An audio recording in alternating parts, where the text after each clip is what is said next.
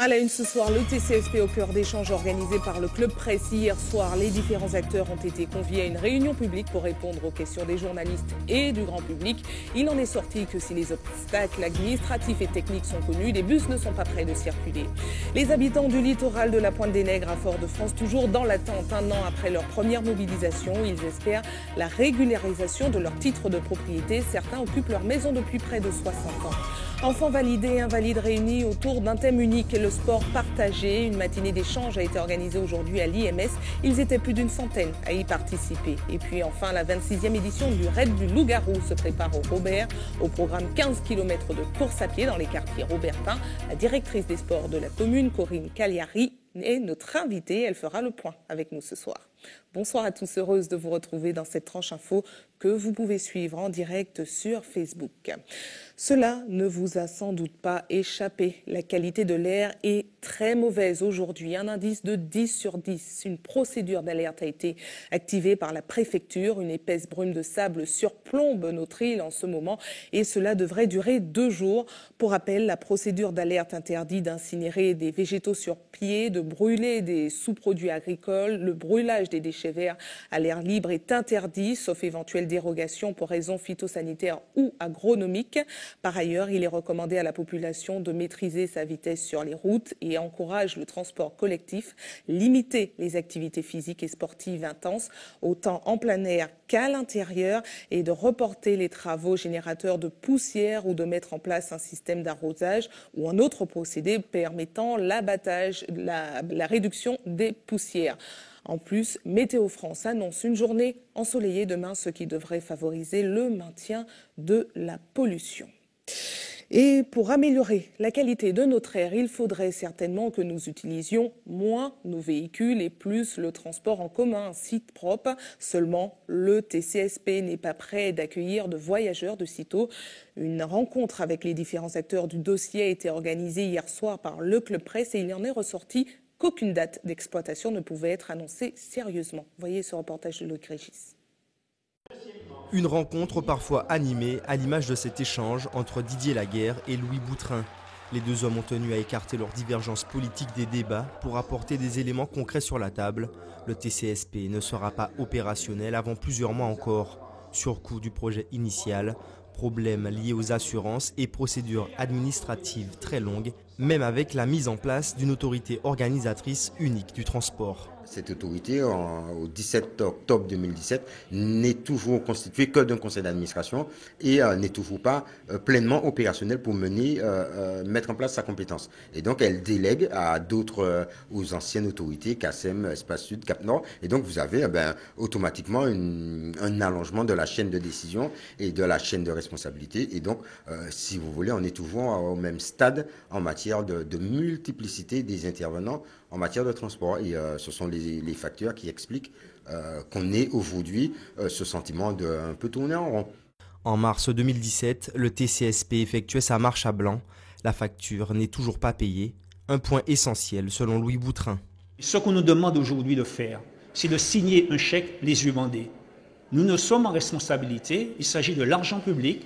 Nous ne pouvons pas aujourd'hui faire un chèque si nous ne connaissons pas le détail de la facture. Or, on ne peut pas passer de 560 000 € pour une facture à 1 205 000 € sans que l'on puisse nous expliquer les tenants et les aboutissants et comment on arrive à un tel coût, à une telle augmentation. Un débat organisé par le Club Presse de la Martinique.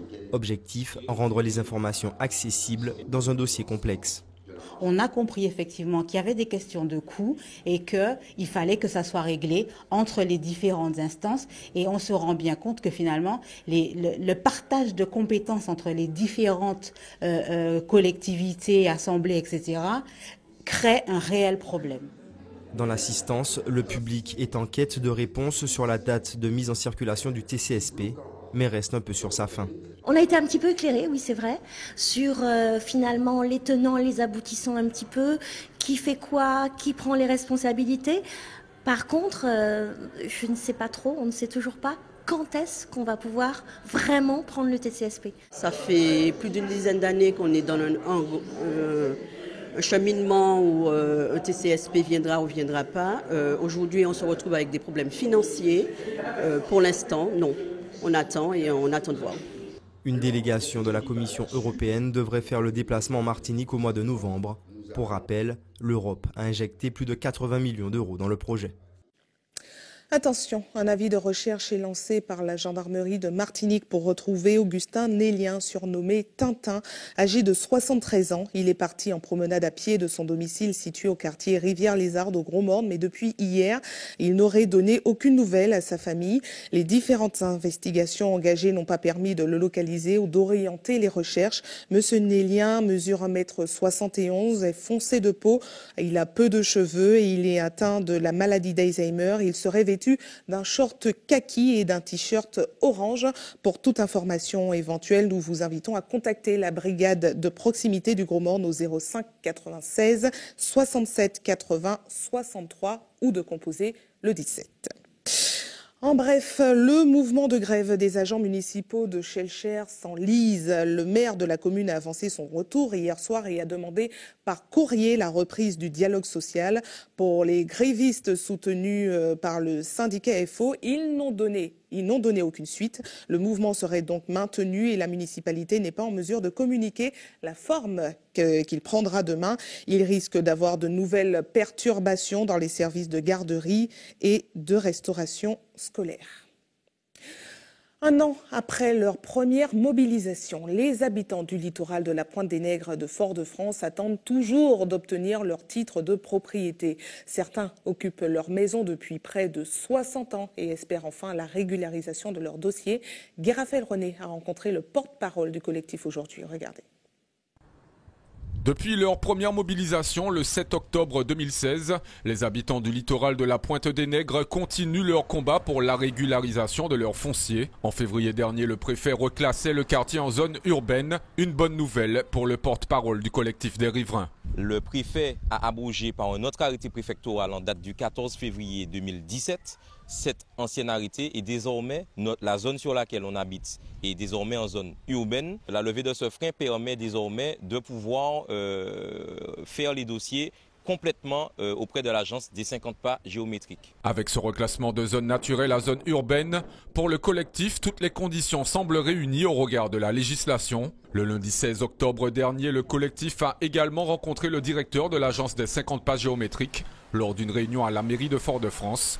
Ce dernier aurait fait 4 promesses, à savoir l'instruction des 40 dossiers déjà complets pour un avis définitif, l'accompagnement et le suivi des 15 dossiers incomplets, le découpage et le bornage des parcelles avant la fin de l'année 2017. Et quatrième engagement, il s'est engagé justement et il a promis que la régularisation totale, complète, interviendrait en mi-2018 avec la délivrance des titres de propriété avec signature du préfet, permettant justement à ces familles martiniquaises habitant depuis plus de 60 ans sur la bande du littoral de la Pointe des Nègres à enfin vivre dignement et à enfin pouvoir percevoir l'avenir qui se profile en face d'eux. Le collectif compte rencontrer à nouveau le directeur de l'agence des 50 pas pour acter les 4 engagements par écrit. En attendant, les habitants soutenus par la SOPAMA restent vigilants pour aboutir à une issue favorable.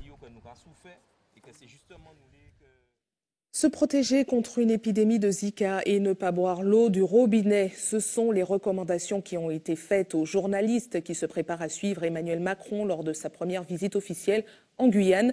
La note crée la polémique. L'épidémie de Zika est terminée sur place depuis l'an dernier et l'eau est traitée selon les normes européennes.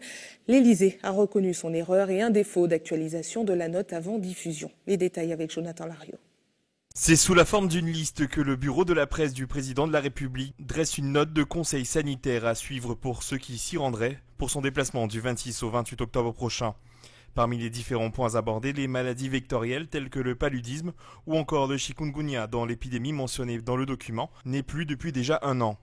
Le document mentionne aussi en grande pompe la nature dangereuse des maladies à transmission alimentaire et va même jusqu'à conseiller de ne consommer ni l'eau du robinet, glaçons, légumes crus, poissons, œufs, dont ils ne connaissent pas la provenance, et même des viandes insuffisamment cuites. La baignade en eau douce aussi est proscrite, ainsi que le contact avec tout rongeur, au risque de morsure ou de maladie. Un communiqué qui aura fait l'effet d'une bombe. La réaction de plusieurs élus du territoire ne s'est pas fait attendre. David Richer, président de l'association des maires, lui n'y va pas de main morte et dénonce une note qu'il estime pleine de préjugés. Le président de l'association des maires ne peut que déconseiller la visite de notre territoire à ceux qui par préjugés le craignent. Notre penchant extrême pour le respect mutuel et la dignité humaine ne peut souffrir du rapprochement avec des temps odieux, celui du colonialisme. Quelques heures plus tard, l'Élysée s'excuse de son erreur et décrit son communiqué comme n'étant pas actualisé, sans pour autant donner plus de détails. Le président de la République devrait atterrir en Guyane le 26 octobre pour un séjour de 2 jours. Si le programme de sa visite est encore en construction, manger et consommer local ne semble pas en faire partie.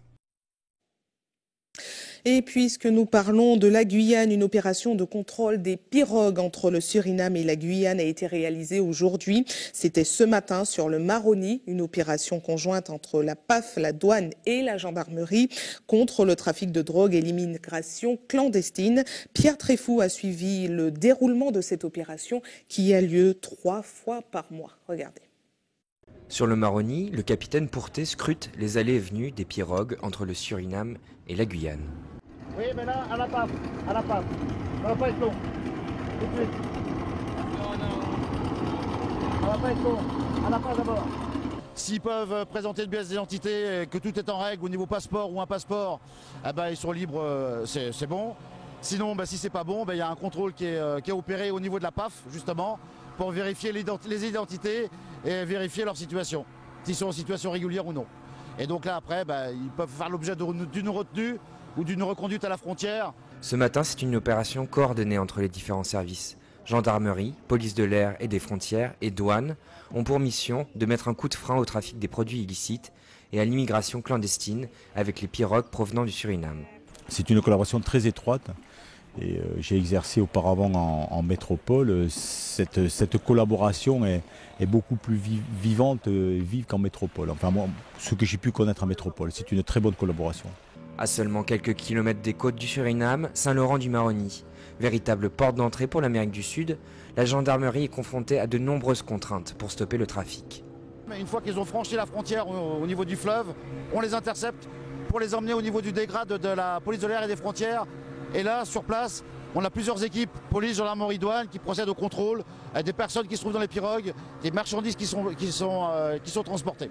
Le capitaine Pourté et ses agents vont continuer leur contrôle malgré le manque de moyens, ainsi qu'une frontière géographique très poreuse, une situation alarmante et qui n'est malheureusement pas assez suivie par les autorités françaises.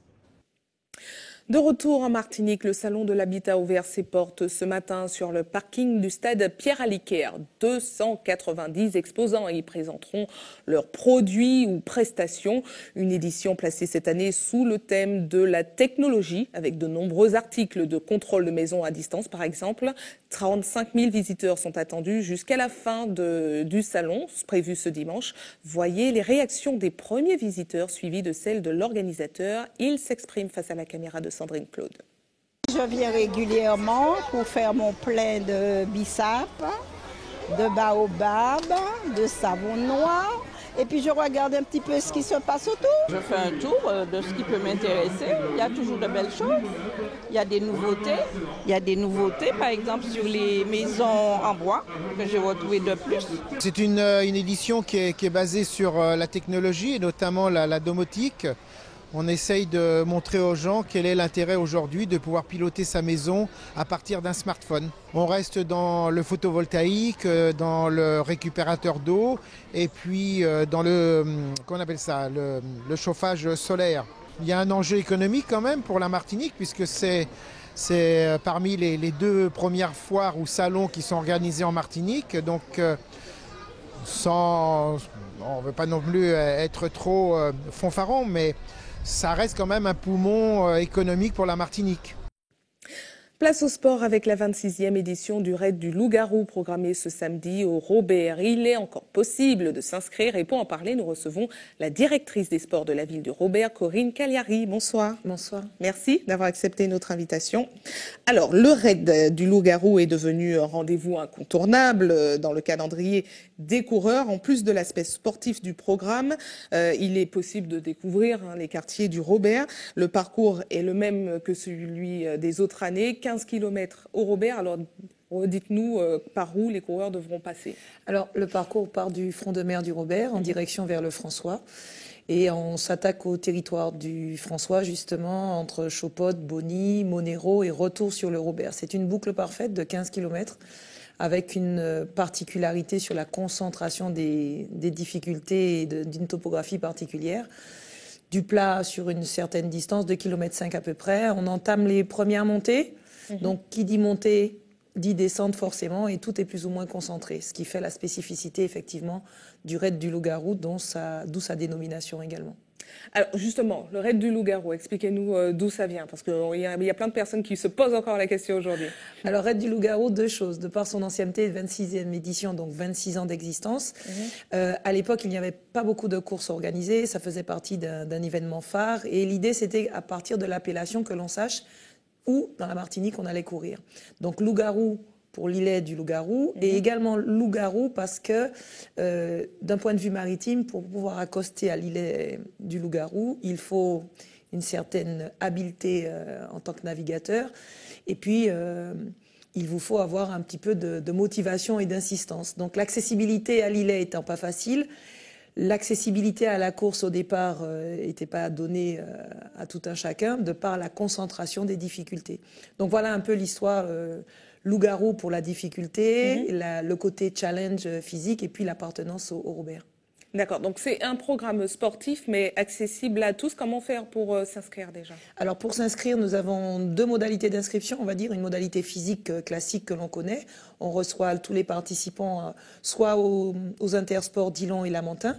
Donc on rappelle que c'est jusqu'à la veille de la course. Jusqu'à vendredi et on est aux horaires d'ouverture des magasins ou au service à la direction des sports du Robert ou encore sur Internet en ligne en accédant, en passant par le site de la ville www.raidduloup-garou/http. Alors, pour ceux qui ne voudront pas courir, mais qui voudront supporter les coureurs, comment ça se passe? Quelle est l'organisation, la sécurité? Est-ce qu'on peut accéder au site bien en amont? Alors oui, la course partant à 16h et le tracé étant pas compliqué, on a cet avantage que le circuit est défini sur une route normale, c'est la route d'accès entre le Robert et le François. Donc les gens peuvent se poster tout au long du parcours. Ce que l'on demande aux automobilistes ou en tout cas aux personnes qui viennent encourager, c'est de stationner, de s'arrêter, de ne pas circuler. Donc à n'importe quel moment du parcours, à n'importe quel endroit, un spectateur peut s'arrêter pour encourager. Ce que l'on demande, c'est qu'il n'y ait pas de véhicule à moteur, que ce soit 2 roues ou 4 roues, qui circulent en même temps qu'un coureur. Maintenant, en matière de sécurité... Il y aura des blocages, il y aura des... Alors oui, on a quand même la gendarmerie, puisque c'est une course où on a quand même plus de 700 participants. Donc la priorité, c'est quand même la sécurité de nos coureurs.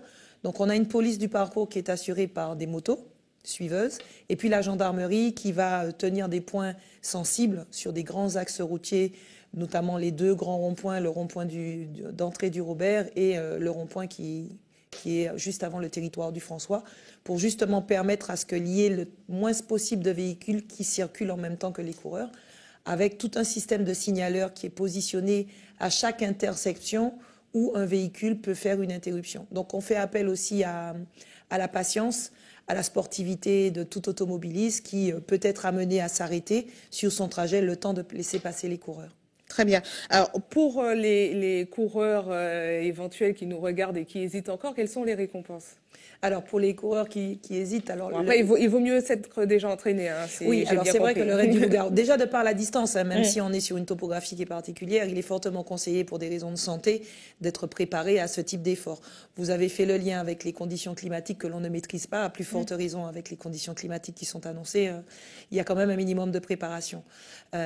Maintenant, pour pouvoir participer, on demande aux gens soit d'être licenciés et par une licence Fédération française ou de nous fournir un certificat médical qui stipule qu'il est apte à la pratique de la course sur route. Alors, dernière question. En plus de la compétition, il y aura un marathon fitness qui commencera à 15h30, une demi-heure avant la course. Alors, dites-nous en plus, est-ce que c'est sur inscription également? Comment ça va se passer? Alors, ce marathon fitness n'est pas forcément sur inscription. On met à disposition des gens qui souhaiteraient faire l'acquisition d'un ticket sur les Intersports Dillon. Mais il y aura également une vente sur place. Donc, n'importe qui peut se décider en venant et en étant attiré par ce qu'il va voir, justement par le type de cours. Une séquence de 5 ou 6 cours vont s'enchaîner sur des séquences d'une demi-heure, voire 45 minutes. La thématique est plutôt axée sur le côté ludique et dansé. Donc je rassure tout un chacun, on n'a pas besoin justement d'avoir un niveau technique ou une habitude de fréquenter les salles. Et le tarif est de 10 € puisqu'on a décidé de faire ce marathon à vocation caritative. L'intégralité des fonds seront reversés à l'association France Alzheimer Martinique pour justement aider cette association à mettre en place des projets d'accompagnement des familles qui subissent un peu cette maladie, parce qu'il est vrai que ça fait partie des maladies qui ne sont pas simplement pénibles pour le patient, mais qui touchent tout l'environnement familial. Très bien, merci à vous d'avoir répondu à nos questions. Et puis on rappelle que le Raid des Loups-Garous, la 26e édition est programmée ce samedi. Merci beaucoup. Allez, c'est l'heure de nous rapprocher encore un peu plus de vous. Nous passons à notre JT des communes.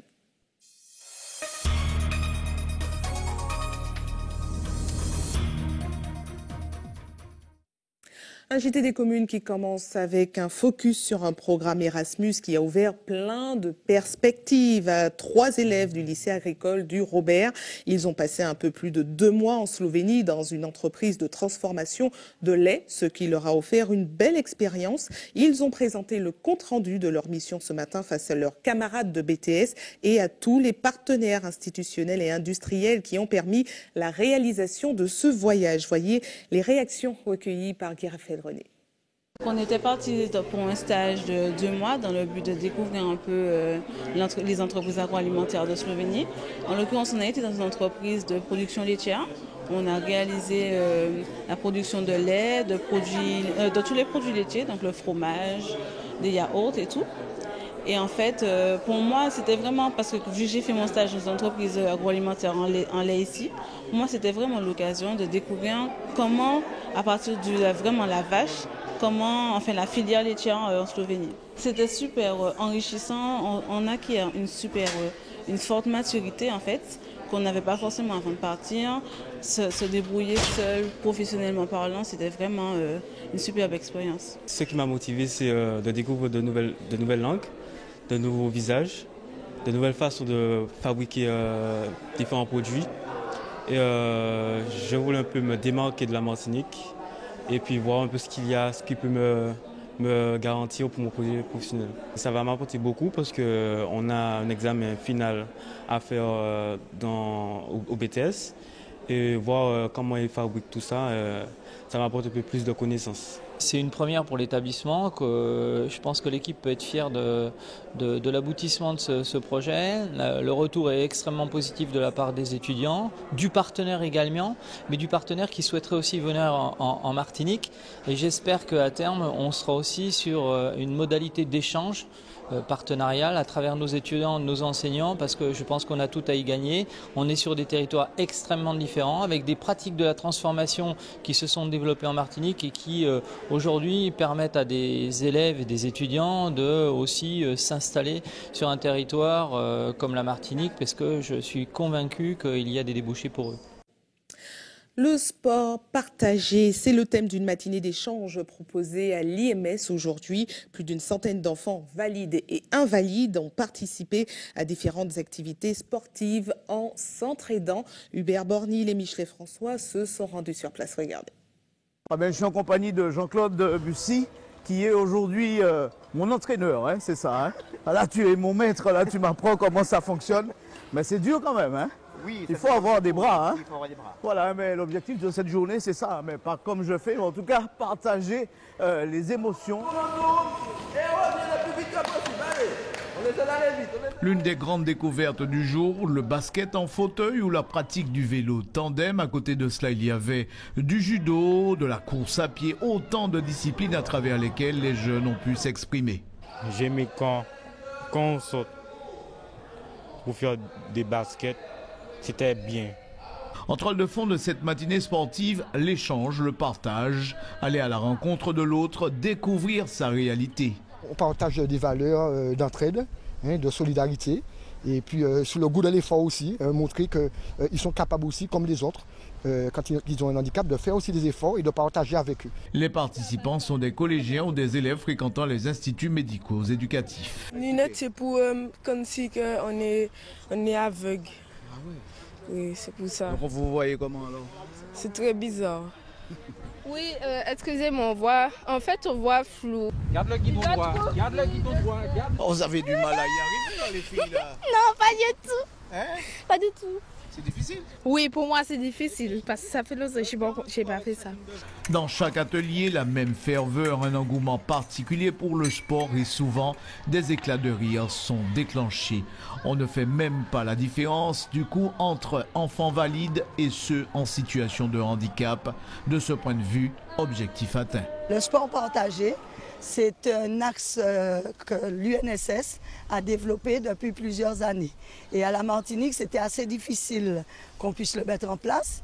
Et donc, grâce à l'IMS qui avait voulu justement, à l'occasion de la Semaine européenne du sport, faire quelque chose sur le sport scolaire, nous avons choisi justement de mettre en avant le sport partagé parce que c'est vraiment une possibilité pour les enfants valides et non valides de partager des difficultés.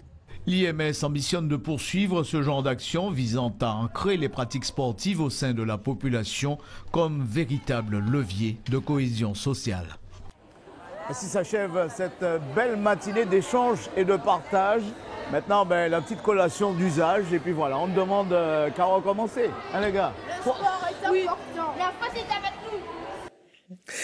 Information pratique avant de refermer cette édition à l'attention de ceux qui souhaitent faire un don de sang demain. Notez qu'une collecte sera mise en place de 9h à 14h sur le parking du campus de Shellshare. Et puis comme chaque jour ouvré, une équipe sera également à votre disposition de 9h à 16h à la maison du don au CHU Pierre Zobda Kittmann au quartier Laménard à Fort-de-France. Et c'est la fin de votre journal local et régional, mais ne bougez pas, retrouvez en seconde partie de cette tranche info votre émission en Tchèque. À tout de suite.